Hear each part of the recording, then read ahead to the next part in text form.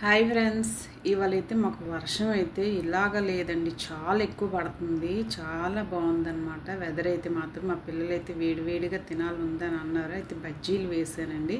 ఇవన్నీ శనగపిండి వేసాను, కారం వేసాను, కొంచెం బియ్యం పిండి, సాల్ట్, వాము వేసానండి. వేసిన తర్వాత మనం చక్కగా మనకి బజ్జీకి పట్టేలాగా బాగా కలుపుకోవాలన్నమాట. కలిపిన తర్వాత మనం ఇగోండి చూపిస్తున్నాను కదా, ఇగోండి స్టఫింగ్ అనమాట. ఇది కొంచెం చింతపండు, కొంచెం శనగపిండి, వాము వేసి కలుపుకోవాలి. కలుపుకొని ఇగోండి గ్లాసులోని ఇలా వేసుకున్నాను శనగపిండి. ఇగోండి స్టఫింగ్ ఇలా చేసుకోవాలన్నమాట. ఇలా వేసుకొని మనం చక్కగా బజ్జీలు వేసుకుందాం. ఒకే పిండితో 3 రకాల బజ్జీలు అండి. ఇగోండి ఇలా ఇలా వేసుకోవాలన్నమాట. ఇలా వేసుకుంటే ఏంటంటే నీట్గా వస్తాయి అన్నమాట బజ్జీలు. చాలా బాగుంటుందండి. మనకి ఇలాగ వర్షం పడినప్పుడు వేడి వేడిగా తింటే ఎలా ఉంటుంది, ఇంకేం కావాలండి మనకి. చాలా బాగుంటుంది.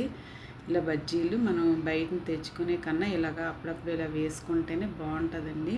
నేనైతే వాము, తమలపాకు ఎప్పుడు డైలీ వేస్తుంటానండి. మా ఇంటికడే కదా, చక్కగా కోసుకొని వచ్చి వేసేస్తుంటాను అనమాట. పిల్లలు అయితే బాగా ఎంజాయ్ చేశారండి. ఇదిగోండి చూడండి ఎంత బాగుంది కదా.